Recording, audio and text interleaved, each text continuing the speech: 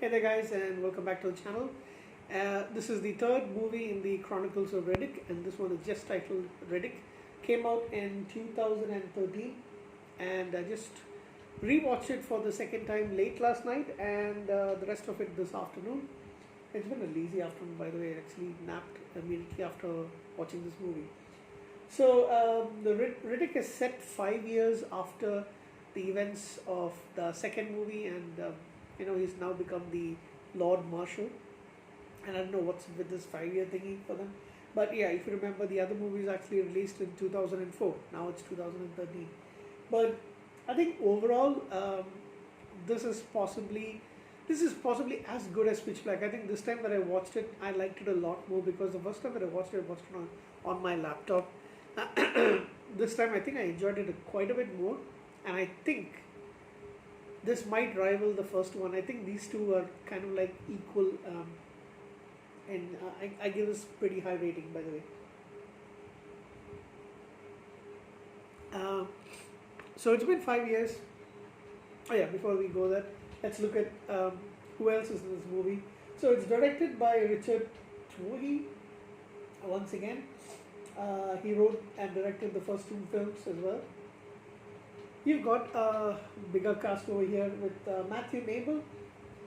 If you don't know who Matthew Nable is, I don't remember seeing him in anything else, but he was Ra's al Ghul in the Arrowverse. Jordi Mola, who plays Santana, he kind of plays the arrogant, um, irritating guy. Katie Sackhoff, who plays the lone female in this group of mercenaries. You've got Dave Bautista. You've got Booking Woodbine, Raul Trujillo, I think that's how you pronounce his last name.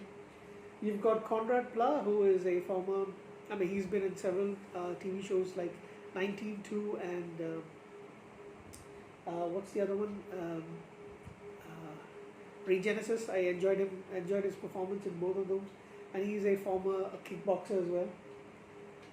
You've also got Noah Danby and a small role by Neil Napier, as well as Carl Urban returns in his role just to the beginning as Lord Vaco or Siberius Vaco. Anybody else? No, that's about it. So when this movie begins, he is approached by Vaco because having not taken up the religion of the Necromonger but being the Lord Marshal, he's been attacked quite a bit. There are several assassination attempts. So he decides, in exchange for the location of planet Furia, which he believes and has been told that he is a Furian by birth, so he wants to go and find his home planet.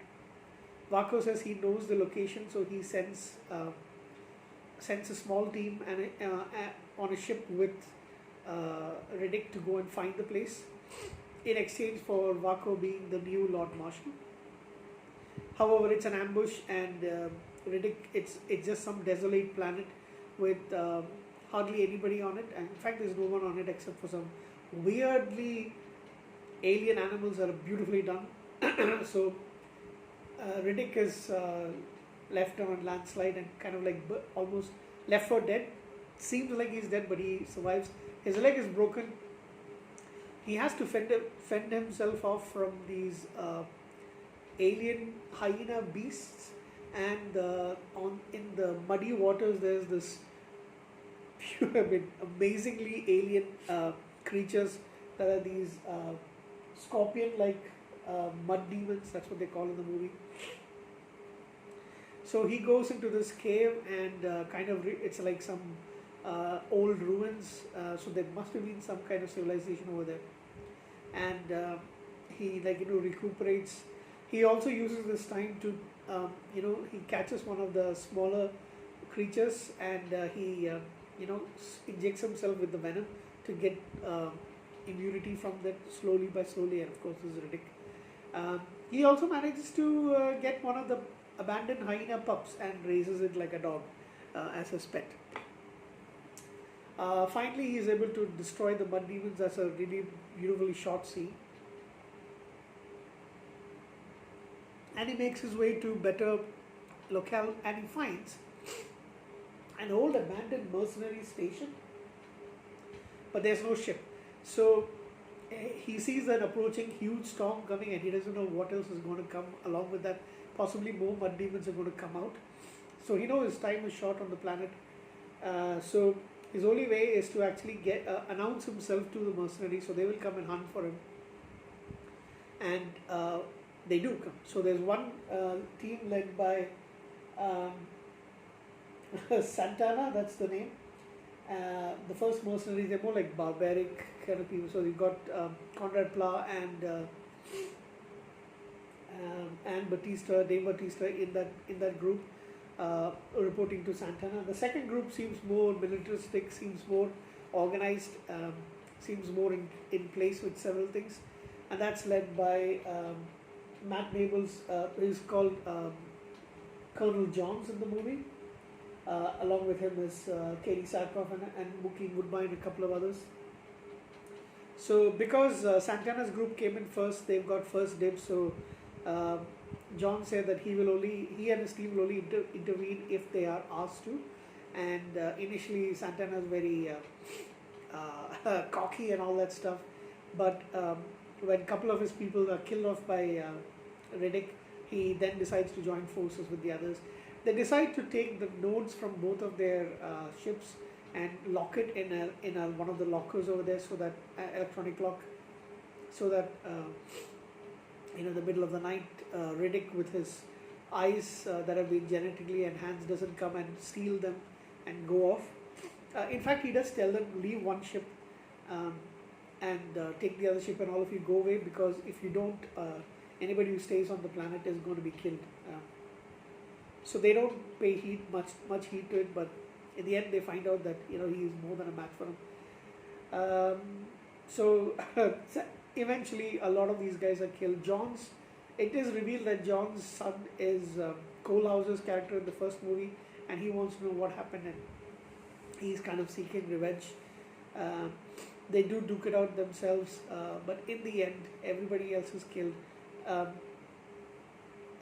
Riddick had previously stolen the nodes and hidden it in the desert. So John's, him, and Dave Bautista's character, so guy's name by the way, what's the character's name? Diaz. They go to find, they go on these hover bikes to go and dig it out. However, they're attacked by the demons. Diaz is killed off, Riddick is badly injured. John seemed to abandon him and go back with the nodes. Riddick seems to be towards the end of his, he's got nothing else to fight with. He battles off some of the mud demons, but in the end, he is rescued by Johns with the remaining couple of people that is left of him. That is Katie Sackhoff's character and one guy who I think his name is Luna, if I'm not mistaken, I'm not sure. And the guy who plays the kid in the youngest character in the mercenary group. So they're rescued by them, and he gives them a ship, and he goes off. This is the director's cut that I watched. I don't remember this scene in the first movie, if I'm not mistaken. Sorry, the one that I watched first. He actually goes back to Hellion Prime and confronts Crone, who is who was the second in command to Vaco. And Crone tells that Vaco kept his word and he's become a true necromonger, which possibly means he's crossed into the underverse.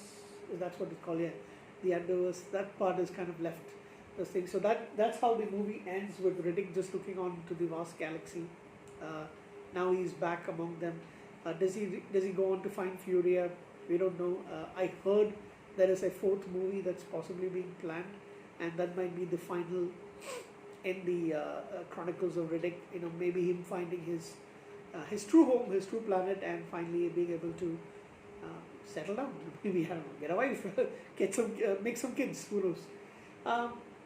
So like I mentioned, the fight scenes, the violence, everything is fantastic in this movie. The creatures are fantastic. The hyena things are like amazing.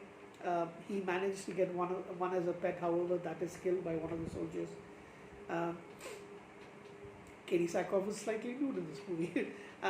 She is supposed to be a lesbian, and she's trying to clean herself up. Santana has his eyes on her, and he tries to attack her, and I think she gets the better of him. So she kind of plays a tough character. It's something she tends to do quite a bit. Um, yeah, pretty good movie with a lot of action, guys. Like I mentioned, you've got Dave Bautista, Conrad Pla, and Raul Trujillo who plays a bad guy. I mean, who plays a badass. He gets killed. Most of them do get killed, but yeah, Mookie Woodbine as well. Um, the only guy I didn't like, the only character I didn't like is of course the character of Santana. It's just the way he speaks and really irritating character. But otherwise, everybody else is like pretty well done. Um, you don't really need character development in this, but yeah, it's a pretty good action, science fiction action movie, what I can call it, with these horror elements. So again, I I wouldn't really call them horror. They are fantastic creatures. They are alien creatures, but they're really done very well, and that's why I kind of like these two movies. Okay, the second one doesn't really do it for me as much, but I think I will give this movie um, an equal. I think, what did I give a rating for? Did I give it an 8 for Pitch Black?